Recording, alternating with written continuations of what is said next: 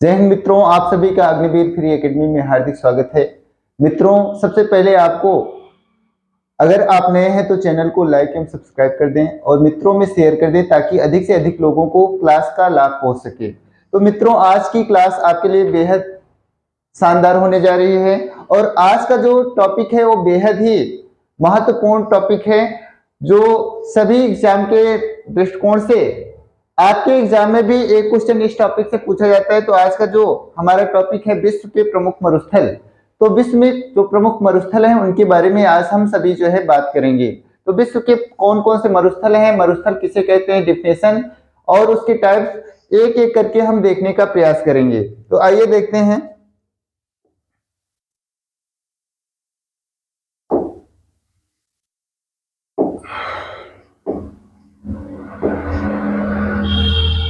तो आज हम मरुस्थल की बात करते हैं। तो मरुस्थल को सबसे पहले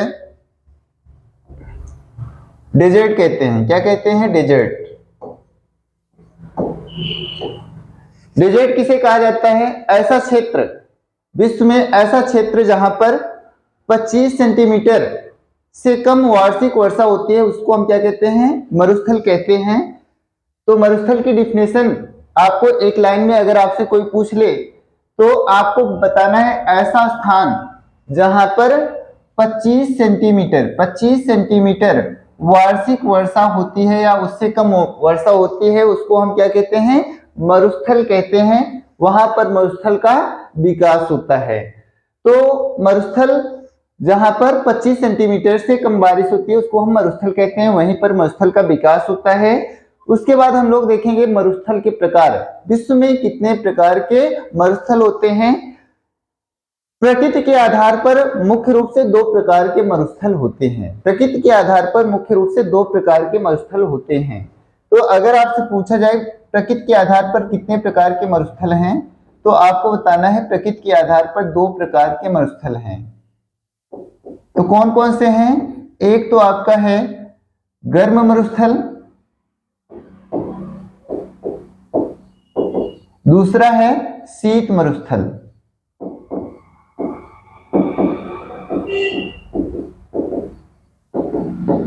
किंतु विश्व में विद्वानों ने मरुस्थलों को 5 प्रकार से जो है विभाजित किया है। 5 प्रकार के मरुस्थल होते हैं। तो मरुस्थल के प्रकार जो है 5 प्रकार के हैं। तो कौन कौन से हैं? सबसे पहले उष्ण मरुस्थल है, जिसे हम क्या कहते हैं? गर्म मरुस्थल कहते हैं। क्या कहते हैं? गर्म मरुस्थल। उष्ण मरुस्थल मतलब होता है गर्म मरुस्थल, जहां पर बहुत ज्यादा गर्मी होती है उसको हम उष्ण मरुस्थल कहते हैं। यहाँ पर वर्षा कम होती है, तापमान बहुत अधिक होता है। यहाँ की जो जलवायु होती है बहुत ही शुष्क होती है। शुष्क मतलब होता है कि जो यहाँ की हवाएं होती हैं उनमें पानी की कमी पाई जाती है। तो जो उष्ण मरुस्थल हैं वो कहाँ कहाँ पर हैं? तो यहाँ पर क्या होता है? वर्षा बहुत कम होती है। जैसे अपना राजस्थान है, तो राजस्थान का जो थार मरुस्थल है वह आपका उष्ण मरुस्थल है। यहाँ पर गर्मी बहुत ज्यादा होती है और बारिश बहुत कम होती है। तो यहाँ पर गर्मी बहुत ज्यादा होने के कारण यहाँ पर टेम्परेचर बहुत ज्यादा होता है, टेम्परेचर अधिक होता है। यहाँ पर किस प्रकार की वनस्पतियां पाई जाती हैं? तो यहाँ पर कांटेदार वनस्पतियां पाई जाती हैं। क्या पाई जाती हैं? कांटेदार वृक्ष पाए जाते हैं। कौन कौन से वृक्ष पाए जाते हैं? तो इसको हम देखेंगे कौन कौन से वृक्ष पाए जाएंगे, आगे देखेंगे। शीत मरुस्थल होता है। शीत मरुस्थल, शीत मरुस्थल ऐसा क्षेत्र जहां पर बारिश बेहद कम होती है और ठंडी बहुत ज्यादा पड़ती है, तो उसको हम क्या कहते हैं? शीत मरुस्थल कहते हैं। बारिश जो है बेहद कम होती है क्योंकि यहाँ पर गर्मी ना होने के कारण इवेपोरेशन, वाष्पीकरण नहीं हो पाता है, जिसके कारण जो है यहाँ पर बादलों का जनन ही नहीं होता है। तो बादलों का जनन नहीं होता है, इसके कारण यहाँ पर बारिश नहीं होती है। यहाँ पर कौन कौन सी वनस्पतियां पाई जाती हैं? तो यहाँ पर बहुत बड़ी वनस्पतियां नहीं पाई जाती हैं। लाइकेन पाया जाता है, कवक पाया जाता है, शैवाल पाया जाता है। लाइकेन मतलब वही काई, काई। और या तो आपको यहाँ पर जो अगर बड़े पेड़ दिखाई देते हैं तो स्प्रूस, महोगनी, ये सभी, या आपको तंबू नुमा जो है वृक्ष यहाँ पर शीत मरुस्थल में पाए जाते हैं। तंबू नुमा वृक्ष या शंक्वाकार, शंक्वाकार, शंक्वाकार वृक्ष पाए जाते हैं। शंक्वाकार क्या होता है कि इस तरह से जो वृक्ष होते हैं,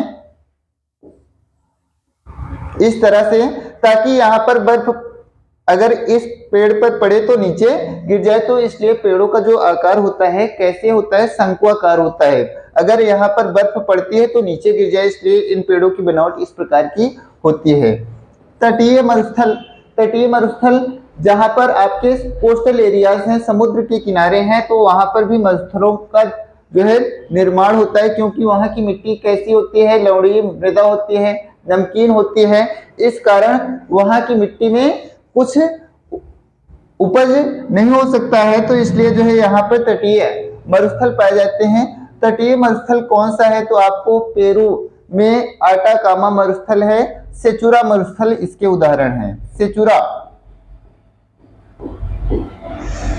आगे ध्रुवीय मरुस्थल, ध्रुवीय मरुस्थल जहां पर हमेशा क्या होती है, बर्फ जमी रहती है, तो ऐसे क्षेत्र को हम ध्रुवीय मरुस्थल कहते हैं। और इसमें आपका अंटार्कटिका और आर्कटिक आएगा। ध्रुवीय मरुस्थल के उदाहरण अगर आपसे एग्जाम में आ जाए कि इसमें से कौन सा ध्रुवीय मरुस्थल है, तो आपको बताना है अंटार्कटिका एवं आर्कटिक दो क्षेत्र हैं, वो आपके ध्रुवीय मरुस्थल के उदाहरण हैं। अगला है वृष्टि छाया प्रदेश, वृष्टि छाया प्रदेश, वृष्टि छाया प्रदेश। तो वृष्टि छाया प्रदेश क्या होता है कि ऐसा क्षेत्र जहां पर पवनें जिधर से जाती हैं उसको हम पवना विमुख क्षेत्र कहते हैं, और पवना विमुख दो क्षेत्र होते हैं, इसको हम, ये आपका पर्वत है और मान लीजिए इधर से हवाएं जा रही हैं, तो इसको हम पवनाभिमुख क्षेत्र कहेंगे, पवना विमुख क्षेत्र। इस क्षेत्र में तो बारिश होगी, पवनाभिमुख क्षेत्र में बारिश होती है, मगर जो पीछे वाला क्षेत्र होता है, इस साइड का जो क्षेत्र होता है, इसको हम पवना विमुख क्षेत्र कहते हैं, पवना विमुख क्षेत्र।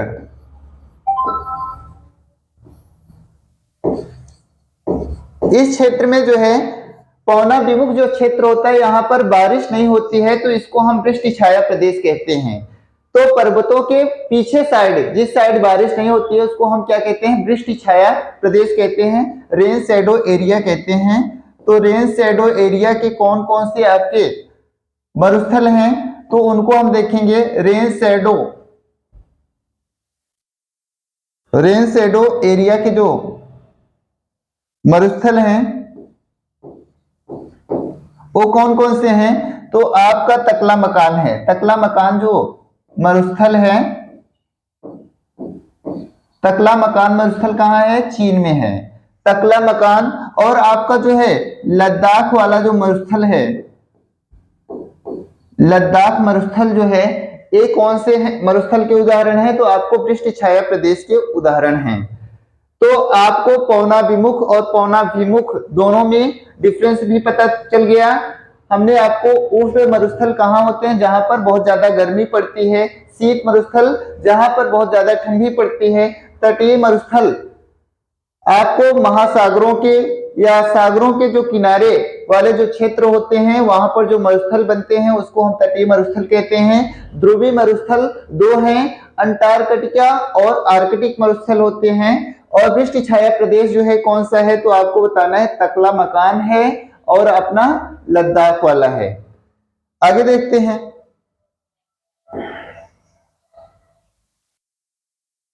मरुस्थलीय क्षेत्र में जो वनस्पतियां पाई जाती हैं, मरुस्थल क्षेत्र में जो वनस्पतियां पाई जाती हैं उनको हम क्या कहते हैं, उसको मरुद्भिद कहते हैं। क्या कहते हैं, मरुद्भिद। मरुस्थल की जो वनस्पतियां होती हैं उनको क्या कहा जाता है, मरुद्भिद हिंदी में, और इंग्लिश में इसको जीरोफाइटा कहा जाता है। जीरोफाइटा कहा जाता है। ये जो वनस्पतियां होती हैं कैसी होती हैं, तो आपको हमने बताया कि कांटेदार होती हैं, कांटेदार होती हैं। कांटेदार मरुस्थल में आपके आ जाएंगे, कौन कौन से पेड़ आएंगे कांटेदार वनस्पतियों में, तो आपको बताना है कांटेदार जो वनस्पतियां हैं उनमें आपके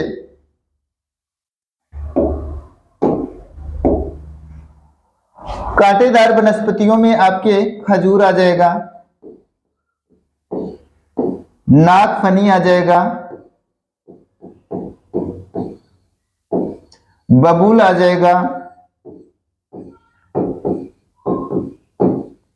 बेर आ जाएगा, या यहां पर जो है खट्टे रसदार जो फलों के जैसे संतरा हो गया, नींबू हो गया, तो कांटेदार जो वनस्पतियां होती हैं इनकी जो पत्तियां होती हैं वो नुकीली होती हैं और कांटे बहुत ज्यादा होते हैं, तो इसमें जो है खट्टे फलदार भी आते हैं, खट्टे फलदार पौधे, फलदार पौधे भी आ जाएंगे। तो यहाँ पर इस प्रकार की वनस्पतियां पाई जाती हैं। अगर आपसे एग्जाम में पूछ लिया कि जहां पर मरुस्थल होते हैं तो वहां पर किस प्रकार की वनस्पतियां, वहां की वनस्पतियों को क्या कहा जाता है, तो हिंदी में इसको मरुद्भिद वनस्पतियां कहा जाता है और अंग्रेजी में इसको जीरोफाइटा भी कहा जाता है, जीरोफाइटा। तो यहाँ पर कौन कौन सी वनस्पतियां आपको हमने बता दिया। ये तो आपको गर्म मरुस्थल की वनस्पतियां हमने बताया, गर्म मरुस्थल में ये वनस्पतियां पाई जाती हैं। अगर शीत मरुस्थल में कौन कौन सी वनस्पतियां पाई जाती हैं, शीत मरुस्थल की वनस्पतियां कौन कौन सी हैं, तो इसमें आपको लाइकेन, कवक, शैवाल या शंक्वाकार वृक्ष, शंक्वाकार वृक्ष पाए जाते हैं।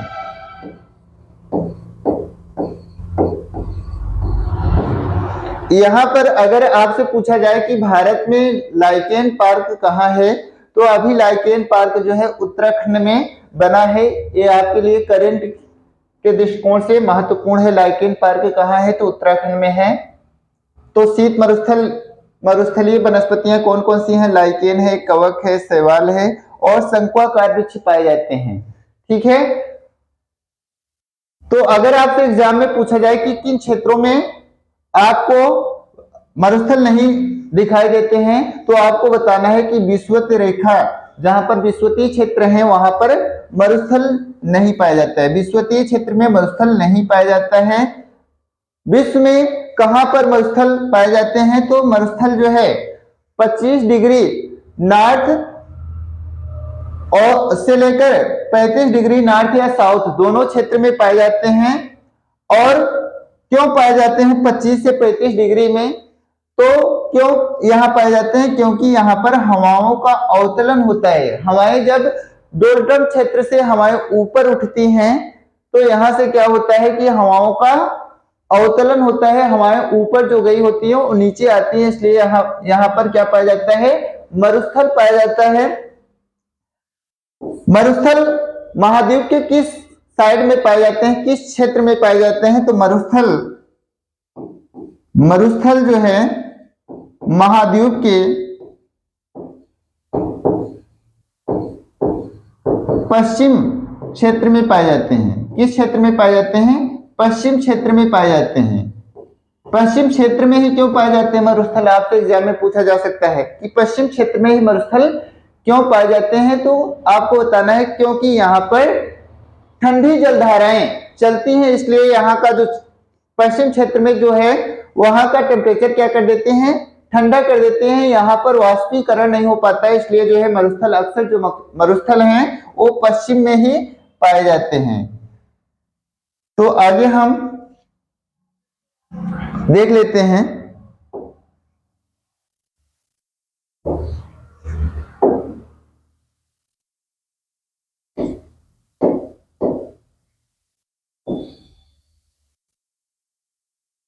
ये आपका ग्लोब हम बनाने जा रहे हैं। तो आपका ग्लोब हो गया। उसके बाद ये जो लाइन है इसका नाम क्या है? तो इसका नाम 0 डिग्री विषुवत रेखा है। 0 डिग्री विषुवत रेखा है। यह जो है सूर्य के एकदम सीध में होता है, इसलिए यहां पर टेम्परेचर क्या होता है? बहुत ज्यादा होता है। तो विषुवत रेखा पर टेम्परेचर बहुत ज्यादा होने के कारण यहां पर बहुत ज्यादा गर्मी होती है। उसके बाद 0 डिग्री को क्या कहते हैं? विषुवत रेखा। आगे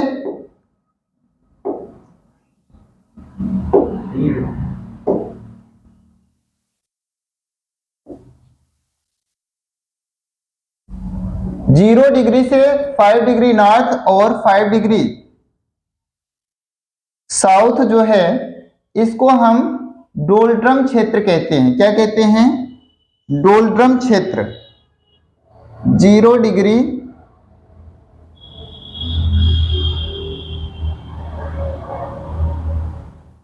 इसको 5 डिग्री है। 5 डिग्री नॉर्थ, ये नॉर्थ है और ये साउथ है। ये ईस्ट है और ये आपका वेस्ट है। तो 0 डिग्री नॉर्थ जो इक्वेटर है, विषुवत रेखा है, इससे 5 डिग्री उत्तर और 5 डिग्री दक्षिण साउथ, इस क्षेत्र को हम क्या कहते हैं? डोल्ड्रम कहते हैं। क्या कहते हैं? डोल्ड्रम क्षेत्र कहते हैं। यहां से हवाओं का उत्थान होता है। हवाएं केवल यहां से उठती हैं, इन क्षेत्रों से हवाएं उठती हैं। तो ये हवाएं अगर उठती हैं तो गिरती भी कहीं होंगी। तो जहां पर गिरती हैं वहीं पर क्या होता है? मरुस्थल का निर्माण होता है। इस क्षेत्र को हम लोग क्या कहते हैं? डोल्ड्रम क्षेत्र कहते हैं। क्या कहते हैं? डोल्ड्रम क्षेत्र।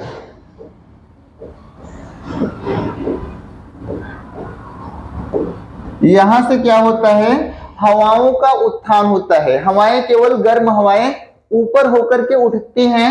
तो यहाँ पर इस क्षेत्र में डेली जो है 12 बजे के बाद क्या होती है? बारिश हो जाती है। इस क्षेत्र में क्या होती है? बारिश होती है।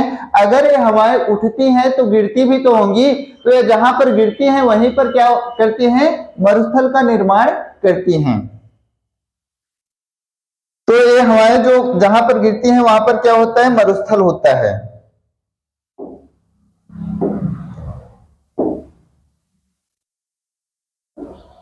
तो ये आपका है कर्क रेखा और इधर जो है आपका मकर रेखा है। कौन सी रेखा है? मकर रेखा है। तो अब इन सबके हम नाम जान लेते हैं। कर्क रेखा 23 हाफ डिग्री नॉर्थ में जो होती है इसको हम कर्क रेखा कहते हैं। कर्क रेखा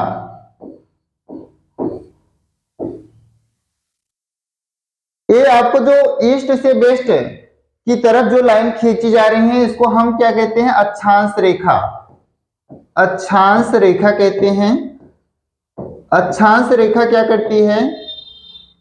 ये सारी जो रेखाएं हैं वो सारी अक्षांश हैं। अक्षांश रेखा किसको प्रदर्शित करती हैं? तो अक्षांश रेखा जो है तापमान को परिलक्षित करती है। तापमान,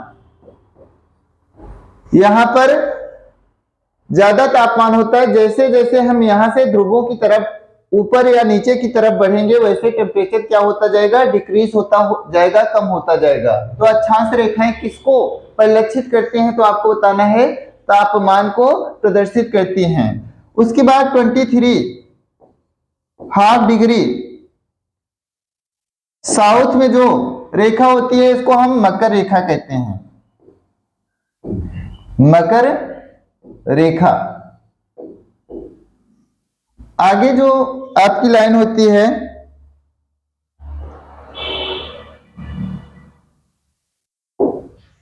उसका नाम है 66.5 डिग्री,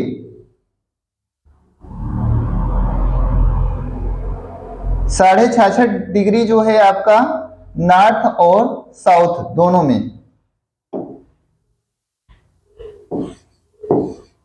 66.5 डिग्री साउथ और 66.5 डिग्री नॉर्थ, यह जो क्षेत्र होता है वो समशीतोष्ण कटिबंधीय क्षेत्र होता है।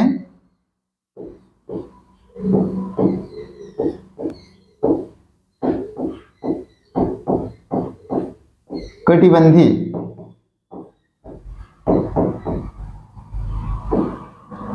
इस साइड भी ऐसे ही होता है, इसे भी हम समशीतोष्ण कटिबंधीय कहते हैं।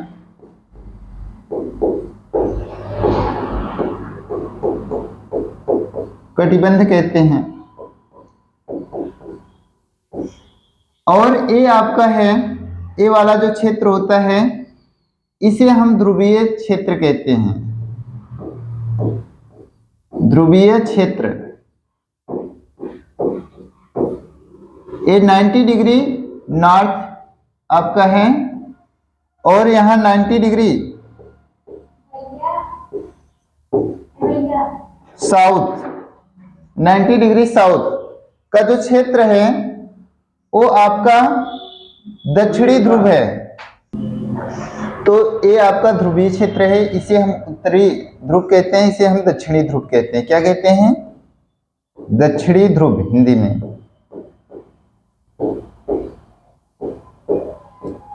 तो यहां पर भी आपका उधर आर्कटिक है, आर्कटिक क्षेत्र इसको कहते हैं, आर्कटिक क्षेत्र। और इधर का जो क्षेत्र होता है इसको हम क्या कहते हैं? अंटार्कटिका क्षेत्र कहते हैं। क्या कहते हैं? अंटार्कटिका क्षेत्र। विश्व का सबसे बड़ा मरुस्थल कौन सा है? तो अंटार्कटिका मरुस्थल है। दूसरा कौन सा है? आर्कटिक मरुस्थल है। तीसरा कौन सा है? सहारा मरुस्थल है। चौथा क्या है? तो आपको बताना है अरेबियन मरुस्थल है। तो यहाँ पर 25 जो हमारी कर्क रेखा है, कर्क रेखा जो है भारत के बीचों बीच से होकर गुजरती है, 8 राज्यों से आपको पता है गुजरती है। तो भारत यहीं पर अवस्थित है।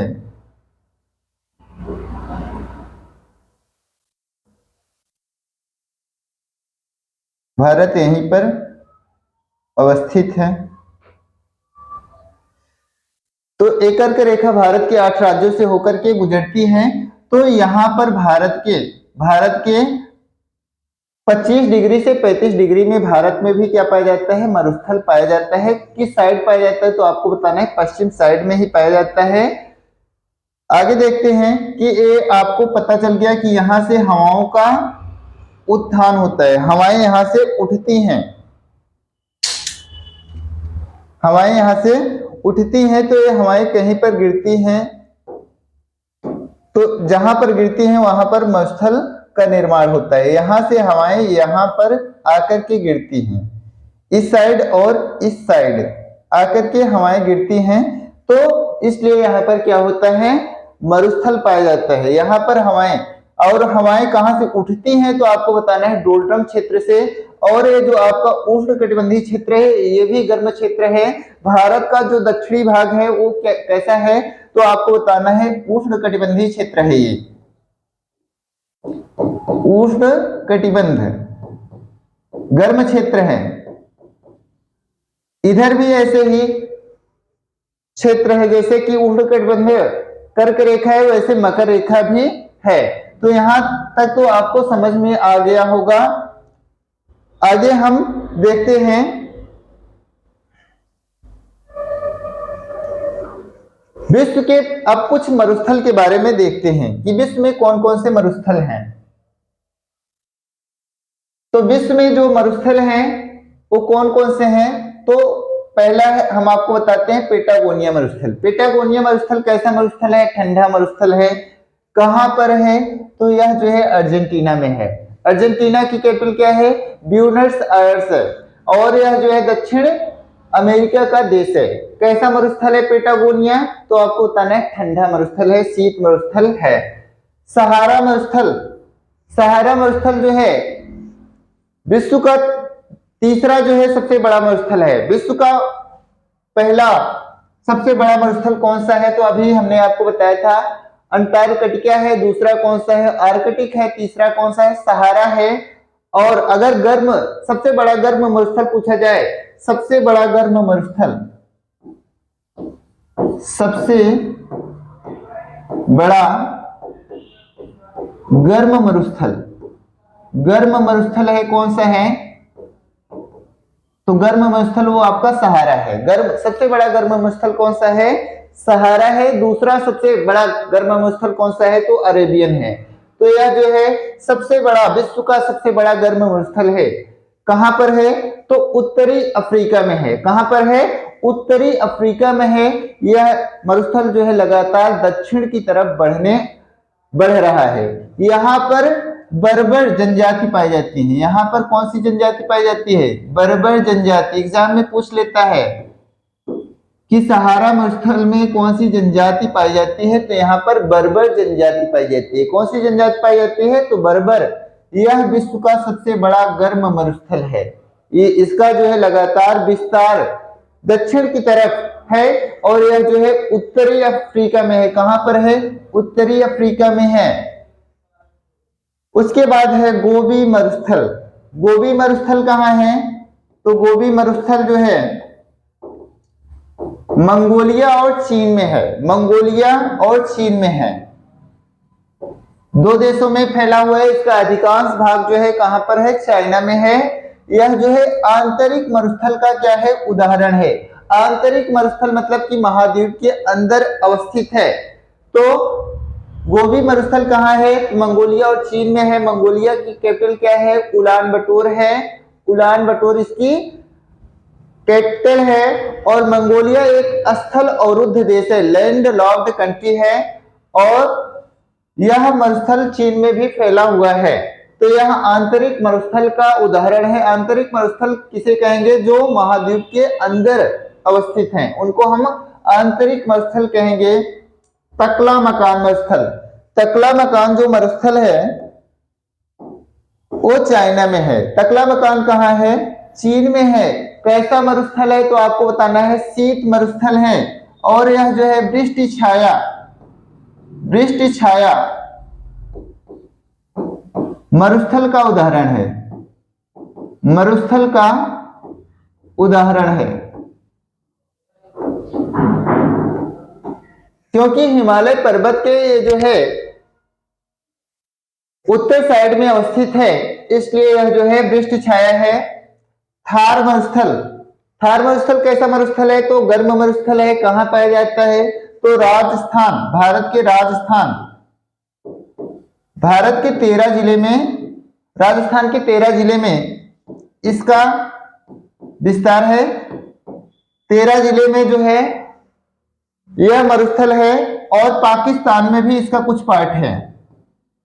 भारत और पाकिस्तान में कौन सा मरुस्थल है? तो आपको बताना है थार मरुस्थल है। एक चीज और आपको बता दें कि मरुस्थलीकरण को रोकने के लिए राजस्थान में कौन सा पौधा लगाया जा रहा है? तो यहाँ पर खेजड़ी वृक्ष जो होता है, खेजड़ी वृक्ष जो होता है बहुउद्देशीय वृक्ष है।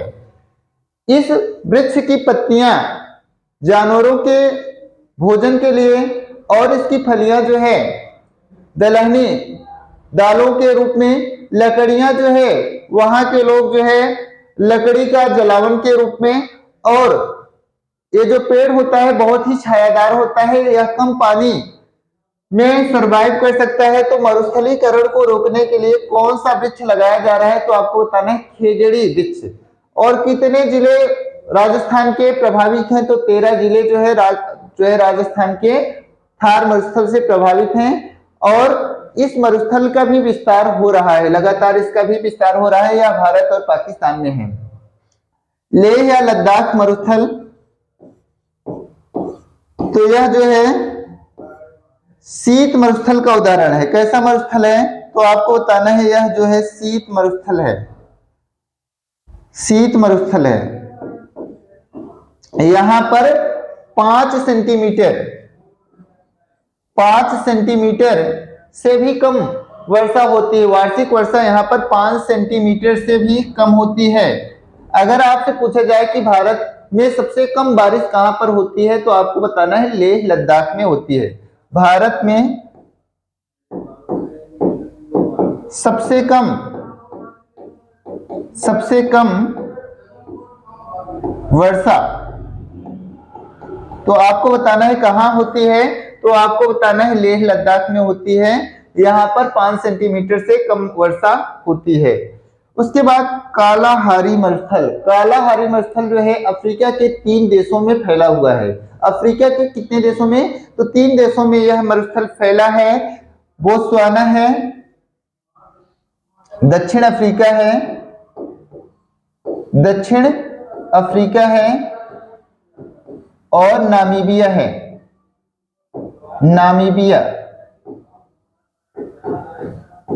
इन देशों में यह फैला है। तो कालाहारी यहाँ बोत्सवाना में है और दक्षिण अफ्रीका में है, नामीबिया में है। यहाँ पर बुशमैन जनजाति पाई जाती है। कौन सी जनजाति? बुशमैन जनजाति यहीं पर पाई जाती है। तो कालाहारी मरुस्थल में कौन सी जनजाति अगर आपसे पूछ लिया तो बुशमैन कितने देशों में फैला हुआ है? तो 3 देशों में, दक्षिण अफ्रीका, नामीबिया और बोत्सवाना में फैला हुआ है। आगे देखते हैं।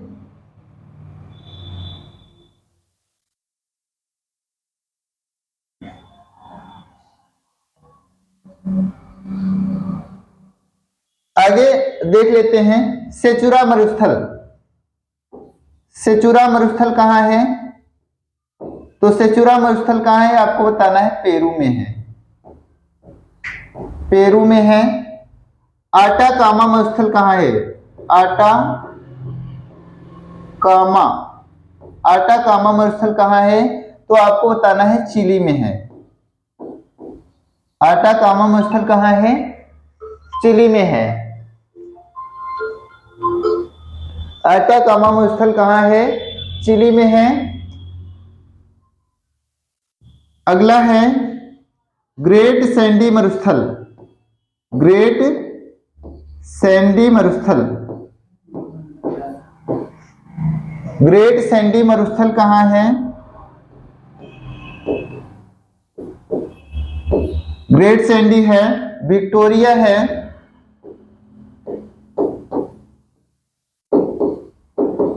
सिम्पसन है,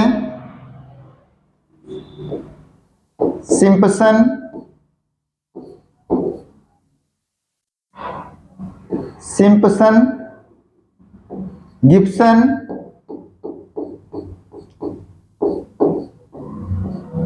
ये सारे मरुस्थल ऑस्ट्रेलिया में हैं।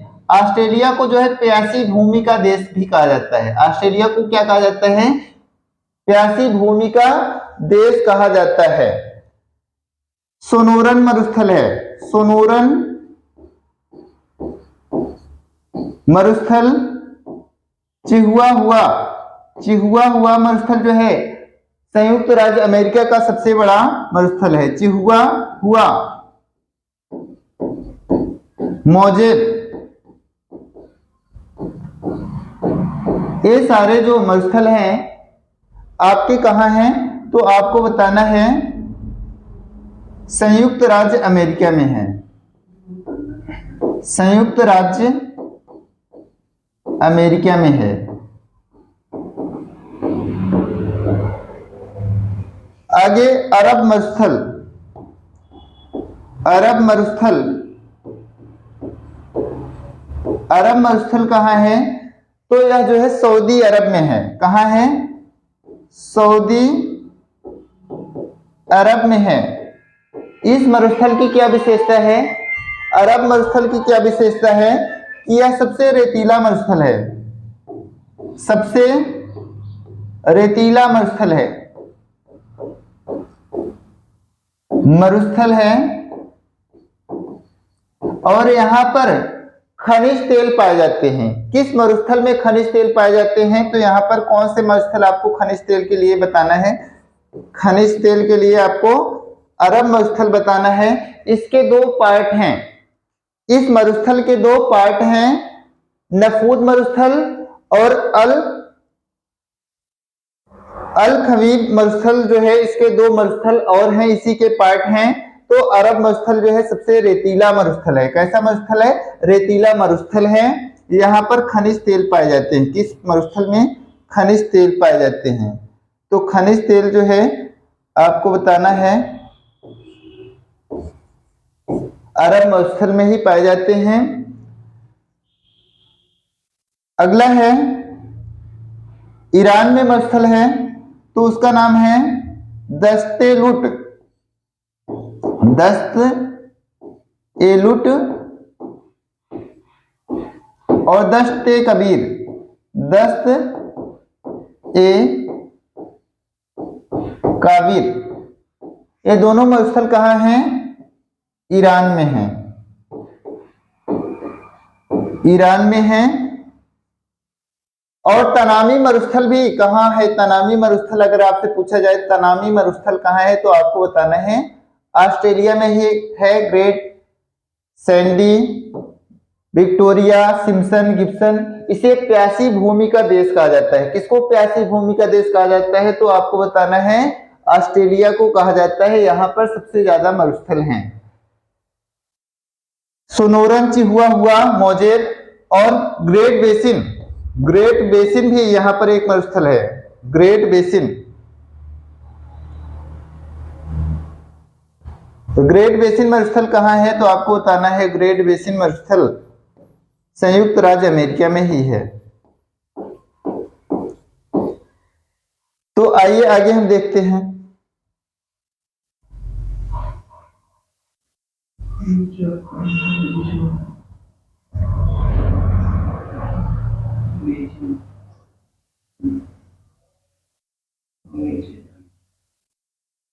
अब देख लेते हैं कि हम लोगों ने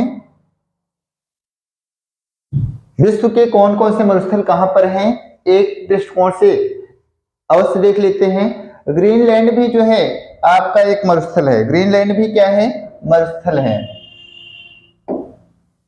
ये भी आपका क्या है? ये आपका ग्रीनलैंड है। यह भी क्या है? ये शीत मरुस्थल है। क्या है? शीत मरुस्थल है। आगे देख लेते हैं।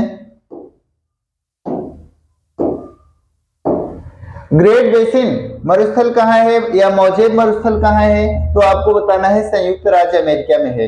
ये आपका संयुक्त राज्य जो है, ये आपका संयुक्त राज्य अमेरिका वाला पार्ट है, ये वाला। और इधर कनाडा का आपका पार्ट है। तो मोजेब और ग्रेट बेसिन आपका मरुस्थल कहाँ है? तो आपको बताना है यह जो है अमेरिका में है। अमेरिका में है।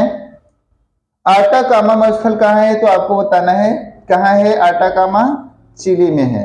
आटाकामा मरुस्थल कहाँ है? चिली में है। पेटागोनिया मरुस्थल कहाँ है? तो यह आपका अर्जेंटीना में है। कहाँ है? अर्जेंटीना में है। अर्जेंटीना की कैपिटल क्या है? ब्यूनस आयर्स है। अब नामीब मरुस्थल कहाँ है? तो नामीबिया में है। कालाहारी मरुस्थल आपका है। तो 3 देशों में हमने आपको बता दिया। सहारा मरुस्थल आपका उत्तरी अफ्रीका में है। अरेबियन मरुस्थल कहाँ है? तो ये आपका सऊदी अरब में है।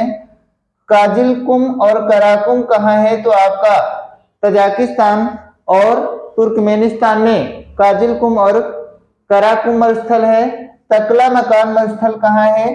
तो तकला मकान मरुस्थल आपका चीन में है। गोबी मरुस्थल कहाँ है? तो आपको बताना है मंगोलिया और चीन में है। मंगोलिया और चीन में है। तकला मकान कहाँ है? चीन में है। थार मरुस्थल कहाँ है? तो थार मरुस्थल भारत और पाकिस्तान में है। भारत प्लस पाकिस्तान में।